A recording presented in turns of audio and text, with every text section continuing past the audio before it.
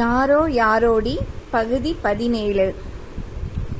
அன்று பிரணத்தி குருமூர்த்தியின் கேபினுக்குள் நுழைந்தபோது அவர் படு பிஸியாக இருந்தார். பிரணத்தியை கண்டதும் வாமா வாமா, இந்த ஃப்ளாப்பி லாக் ஆகி விட்டதாம், பிடி, உன்னோட கம்ப்யூட்டரில் இன்னும் அதோட ஒரிஜினல் பிரிண்ட் இருக்குல்ல என்று கேள்வி கேட்டார். அதற்குள் டெலிஃபோன் மணி அடிக்க அதை எடுத்து பேசினார். அதில் என்ன செய்தியோ என்னவோ, ஆனால் அதை கேட்டவுடன் குருமூர்த்தி முகத்தில் கவலை ரேகைகள். பேசி முடித்தவுடன் நம்ம கம்ப்யூட்டர் என்று ஏதோ சொல்ல ஆரம்பித்தவர் வேக வேகமாக மேஜையில் அங்கும் இங்கும் தீவிரமாக எதையோ தேட ஆரம்பித்தார். பிரணா எம்டியை பர்சனல் செல்போனில் டைரக்டா பிடி, அவசர விஷயம் சொல்லணும் என்றார். நம்பர் சொல்லுங்க சார் என்று கேட்டு அவர் சொல்ல டெலிஃபோனில் நம்பரை ஒற்றிய விரல்கள் அதன் பின் நகரவே இல்லை. இந்த நம்பர் ஆகாஷ், மை காட் என்று அவள் அதரங்கள் முணுமுணுத்த சப்தம் அவளுக்கே கேட்கவில்லை. கண்கள் நிலை குத்தி நின்றன. அதன் பிறகு பிரணத்தியின் நிலையை சொல்ல வார்த்தைகளே இல்லை. விக்கித்து நின்று விட்டாள். மார்பு துடிப்பதை நிறுத்தியது. அடுத்த கணம் பிரணத்தி தடால் என்று தரையில் சரிந்தாள். உடல் நலம் சரியில்லை என்ற அறிவிப்போடு அரை நாளிலேயே வீட்டுக்கு வந்தாள் பிரணத்தி. வீட்டிற்கு வந்த பிறகும் கூட பிரணத்தியால் நம்பவே முடியவில்லை. அவனிடம் உரிமையுடன் தான் பேசிய பேச்செல்லாம் நினைத்த அவமானம் பிடுங்கி தின்றது. வருங்கால கணவன் என்று எண்ணி இவள் வேலைக்கு அனுமதி கேட்டதும் அவன் சம்மதித்ததையும் நினைத்தால் செத்துவிடலாம் போல இருந்தது அவளுக்கு. ஆகாஷ் பற்றியும் அவனுடைய மோனா பற்றியும் அவனின் பெண் சபலம் பற்றியும் கேள்விப்பட்டிருந்ததால் பிரணத்திக்கு ஆகாஷ் சத்தியமாக நன்றாக தன்னிடம் விளையாடி விட்டான் என்ற எண்ணம் உறுதியாக இருந்தது. வேலையும் கொடுத்து பக்கத்திலேயே இருந்து சிரித்திருக்கிறான். யாரிடமெல்லாம் சொல்லி சிரித்திருக்கிறானோ. டெலிஃபோன் உரையாடல்கள் ஒவ்வொன்றும் அவள் வாழ்வே அதுதான் என்று ரசித்து கொண்டிருக்க அவன் அங்கு அவளை கேலிக்குரியவளாக, என்ன அவமானம்! யாரோ என்னவோ முகம் தெரியாத மனிதன் தன்னை முட்டாளாக்கி கேலிக்குரிய பொம்மையாக்கி விட்டான் என்று மனம் விரும்பி போயிருந்தவளுக்கு அவன் யாரோ எவனோ இல்லை, ஆகாஷ் என்றதும் மனசு பட்ட பாட்டை அடையாளம் காண முடியவில்லை.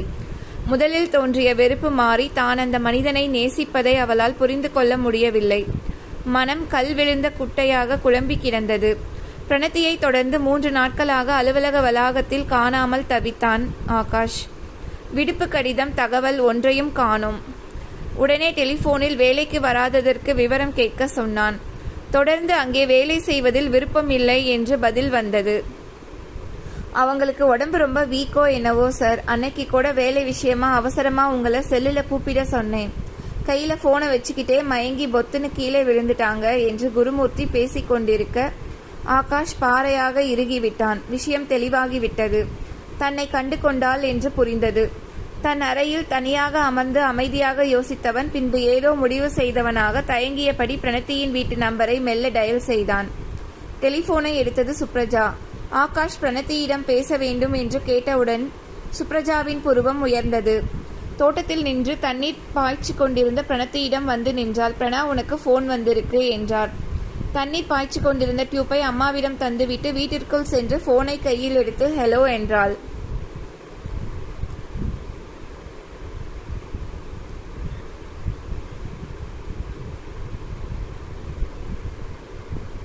ஆகாஷின் ஆண்மை குரல் பதிலாக செவிகளில் பாய மார்பு அவமானத்தில் துடித்த பிரணத்தி கண்களை இறுக மூடினாள். அவளின் கழுத்து நரம்புகள் புடைத்தன. மெல்லிய சிவந்த செவ்விதழ்களை மெல்ல பிரித்து மிகவும் கெஞ்சிய குரலில், பிளீஸ், தயவு செய்து தொடர்பு கொள்ளாதீர்கள். இந்த போனினால் நான் பட்ட அவமானம் போதும். ஒரு நல்ல மனசாட்சி உள்ள மனிதன் என்றால் நிச்சயமாக செய்த காரியம் அவன் நெஞ்சை உறுத்தும். இனிமேல் எதுவும் வேண்டாம், உங்க வேலையும் உங்க நடிப்பு ஒன்றும் என்று பேசிக்கொண்டே போனவளை, எனக்கு உன்னிடம் பேச வேண்டும் என்று நிதானமாக கேட்டான். அவள் இவ்வளவு பேசியும் அவனின் நிதானம் அவளை சினமூட்டியது. இன்னும் அவளுடன் விளையாட்டை தொடர நினைக்கிறானா? அந்த எண்ணம் அவள் நெஞ்சை கலக்கியது.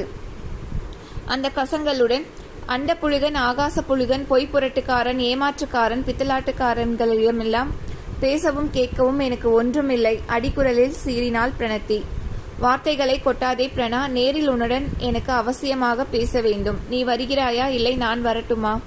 பேச்சு ஒரு மிரட்டலானது. முதலாளி ஆர்டர் போட்டால் வேலையால் உடனே பணிந்துவிட வேண்டுமா?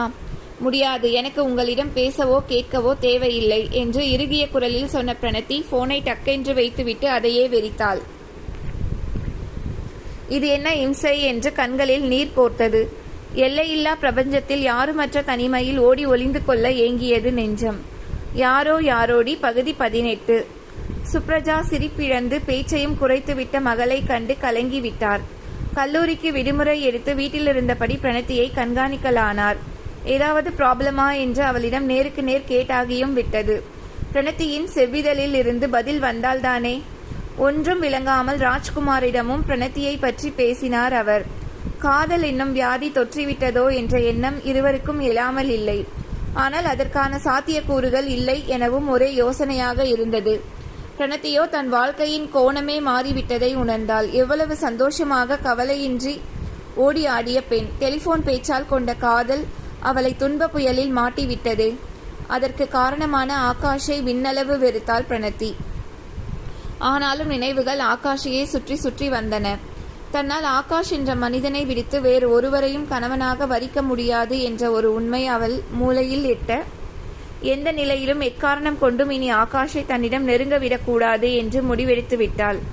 உண்மையான அன்புடன் அவள் கொண்ட நேசம் அந்த பெண் பித்தனுக்கு தெரியவே கூடாது. தானே வந்து சிக்கிய மீன் என்று அவன் குதூகலத்துடன் இருந்தது இனி தொடரக்கூடாது. அவனிடம் யாரும் அப்படி மயங்கி விடவில்லை என்று தெளிவுபடுத்திவிட வேண்டும்.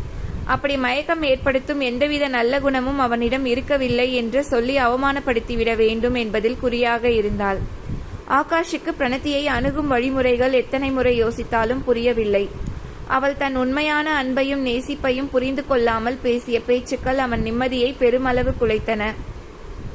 2 நாட்கள் பொறுத்தவனுக்கு அதன் பிறகு தாங்க முடியவில்லை. சாயங்காலம் கம்பெனியில் இருந்து கிளம்பியதும் நேரே பிரணத்தியின் வீட்டின் முன்புதான் இறங்கினான். சுப்ரஜா பக்கத்தில் கோவிலுக்கு போய் பிரணத்தியின் பேரில் அர்ச்சனை செய்துவிட்டு வருவதற்காக போயிருந்தபடியால் வீட்டில் பிரணத்தி மட்டுமே இருந்தாள். காலிங் பெல் கேட்டு கதவை திறந்த பிரணத்தி கொஞ்சம் கூட எதிர்பார்க்காத வண்ணம் ஆகாஷ் நின்று கொண்டிருப்பதை பார்த்து சிலையென ஒரு நிமிடம் நின்று விட்டாள். அவனுடைய கண்கள் அவளை விட்டு அகல மறுத்தன. மெல்ல அவளை தாண்டி வீட்டிற்குள் நடந்தான். பிரணத்தி மெல்ல உணர்வு பெற்றாள். கோபம் பெருகியது. தன் நிம்மதி சந்தோஷம் எல்லாவற்றையும் குலைத்தவன் இவன்தான் என்ற எண்ணம்தான் மேலோங்கியது. அவளின் மனநிலை தெரியாமல் நேரடியாக அப்படி அந்த பேச்சை எடுத்திருக்க கூடாது. ஆனால் அவளின் நல்ல பதிலை எண்ணி ஏங்கியிருந்தவனுக்கு உடனடியாக அது தெரிந்தே விட வேண்டும் என்ற வேகம் இருந்தது. வெளியே வராமல் தொண்டைக்குள் புதைய நினைத்த வார்த்தைகளை லேசாக செருமிக் கொண்டு, பிரணத்தி, நீ என்னை திருமணம் புரிந்து கொள்வாயா? வார்த்தைகள் மிக தெளிவாக சாதாரணமாக வந்துவிட்டன ஆகாஷுக்கு. அவளுடைய பதிலுக்காக காத்திருந்தவனின் நெஞ்சு அதனிடத்தில் இல்லை.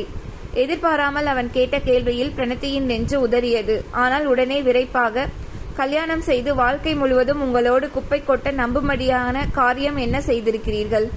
இவ்வளவு பொறுக்கித்தனமான வேலையை செய்த நீங்கள் ஜாக்கிரதை. வார்த்தைகள் பிரணா. நெற்றி நரம்புகள் விண்ணென்று நொடியில் தெரித்தன. ஆமாம், போனில் பேசி காதல் சல்லாபம், ஆபீஸில் வேலை பார்க்கும்போது காதல் சல்லாபம், மோனாவிடம் காதல் சல்லாபம். என்னை பார்த்தால் பைத்தியக்காரி போல் இருக்கிறதா உங்களுக்கு? ஆமாம், என்னை பற்றி உங்களுக்கு என்ன தெரியும் மிஸ்டர்? சொல்லுங்க. அவனின் தூய காதலை பிரணத்தி கொச்சைப்படுத்தி பேசிய விதம் ஆகாஷை அதிர்ச்சியடைய செய்தது. வாழ்க்கையில் எத்தனையோ காரியங்களை நேர்மையாக சாதித்தும் மனசு மட்டும் விகல்பம். அந்த ஆண்களின் கோண புத்தி மட்டும் மாறாமல். Shut up! கர்ஜித்தவன் அவன் கட்டுக்கடங்காமல் குமரிய வார்த்தைகள் நின்ற பாடில்லை. வருங்கால கணவன் என்று எண்ணி ஒரு பெண் உங்களிடம் பேசிய பொழுது நீங்கள் நினைக்கும் மனிதன் நான் இல்லை, ராங் நம்பர் என்று சொல்லி வைத்துவிடும் நேர் புத்தி உங்களிடம் இல்லை.